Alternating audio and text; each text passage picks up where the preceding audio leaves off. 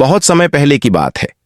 एक छोटे से गांव में सड़क के किनारे एक फटी पुरानी झोपड़ी थी।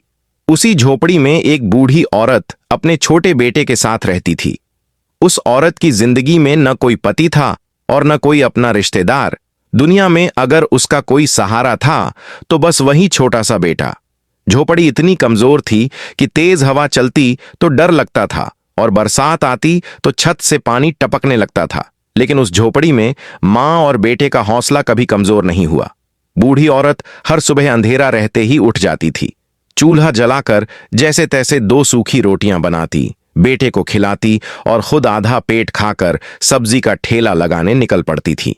गर्मी की तेज धूप हो, सर्दी की ठंडी हवा हो या बरसात की फुहार, वह रोज सड़क के किनारे बैठकर सब्जी बेचती थी। लोग भाव-ताव करते, कभी सही पैसे नहीं देते, कभी सब्जी हाथ से गिरा देते, कभी अपमान भरी बात कह देते, लेकिन वह सब चुपचाप सह लेती थी, क्योंकि उसे पता था कि इसी ठेले से उसके बेटे का भविष्य जुड़ा हुआ है। दिन भर मेहनत करने के बाद जो थोड़े बहुत पैसे बचते, उन्हीं पैसों से वह घर का राशन लाती थी ताकि घर में चूल्हा जल सके, और जो पैसे राशन के बाद बच जाते वही उसके लिए सबसे कीमती होते थे, क्योंकि उन्हीं पैसों से वह अपने बेटे की पढ़ाई का खर्च चलाती थी। वह खुद फटे पुराने कपड़े पहनती थी, लेकिन बेटे के लिए साफ कपड़े और कॉपियां लाती थी। खुद कई बार भूखी सो जाती थी, लेकिन बेटे को कभी खाली पेट नहीं सुलाती थी। उसका बेटा भी सब समझता था। वह देखता था कि उसकी मां कैसे धूप में खड़ी होकर सब्जी बेचती है, कैसे थक कर झोपड़ी लौटती है, कैसे अपने दर्द को छुपा लेती है, और यही सब देखकर उसका दिल और ज्यादा मजबूत हो जाता था। वह मन ही मन तय कर चुका था कि चाहे कितनी भी मुश्किलें आएं, वह पढ़ाई नहीं छोड़ेगा, क्योंकि उसकी मां की हर मेहनत उसी के लिए थी। वह लड़का दिन रात मेहनत से पढ़ता था। स्कूल से लौटकर पहले मां की मदद करता, फिर लालटेन की रोशनी में बैठकर किताबें खोल लेता। आंखें थक जाती, नींद आती, लेकिन वह रुकता नहीं था, क्योंकि उसके मन में एक ही सपना था कि वह एक दिन आईपीएस बनेगा और अपनी मां को इस जिंदगी की तकलीफों से बाहर निकालेगा। वह अक्सर सोचता था कि उसकी मां सड़क के किनारे सब्जी बेचकर उसे पढ़ा रही है, लोगों के ताने सह रही है, खुद को भूल चुकी है, इसलिए उसका फर्ज है कि वह इस मेहनत को कभी बेकार न जाने दे। गांव वाले अक्सर उस बूढ़ी औरत का मजाक उड़ाते थे।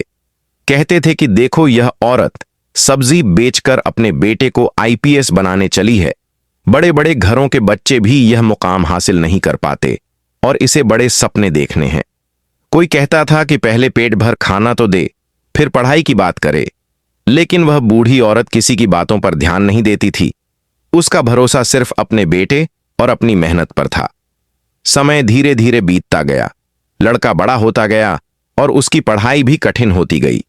जब उसने आईपीएस की तैयारी शुरू की तो मुश्किलें और बढ़ गईं, क्योंकि कोचिंग के पैसे नहीं थे, किताबें खरीदने के लिए पैसे नहीं थे। लेकिन उसके हौसले के आगे ये सब चीजें छोटी थीं। वह लाइब्रेरी जाकर पढ़ता, किसी की पुरानी किताबें लेकर पढ़ता और दिन रात मेहनत करता। उसकी मां तब और ज्यादा मेहनत करने लगी। उसके हाथों में छाले पड़ गए, कमर झुक गई, लेकिन वह रोज सब्जी बेचने जाती रही, क्योंकि उसे पता था कि उसका बेटा एक दिन जरूर सफल होगा। गांव वालों के ताने अब और तेज हो गए थे, लेकिन मां चुपचाप सब सहती रही और भगवान से सिर्फ यही दुआ करती रही कि उसके बेटे की मेहनत रंग लाए। फिर वह दिन आया जब परीक्षा का परिणाम आया और पूरे गांव में खबर फैल गई कि वह लड़का आईपीएस बन गया है। पहले किसी को यकीन नहीं हुआ, फिर अखबार में नाम देखा गया और सबकी आंखें खुली रह गईं। जिस बूढ़ी औरत का लोग मजाक उड़ाते थे, उसी के दरवाजे पर अब लोग बधाई देने आने लगे। जब बेटा वर्दी पहनकर मां के सामने खड़ा हुआ तो बूढ़ी औरत की आंखों से आंसू बह निकले। उसने कांपते हाथों से बेटे का माथा चूमा, और उस पल उसकी सारी थकान, सारे दर्द, सारे ताने जैसे खत्म हो गए। बेटे ने मां के पैर छूकर कहा कि आज मैं जो कुछ भी हूं तुम्हारी वजह से हूं, और मां ने बस इतना कहा कि मेहनत और सच्चाई कभी बेकार नहीं जाती। इस तरह सड़क के किनारे सब्जी बेचने वाली एक बूढ़ी मां और उसके बेटे की यह कहानी पूरे गांव के लिए एक मिसाल बन गई, जिसने यह सिखा दिया कि हालात चाहे जैसे भी हों, अगर इरादे मजबूत हों और मां का आशीर्वाद साथ हो तो कोई भी सपना अधूरा नहीं रहता।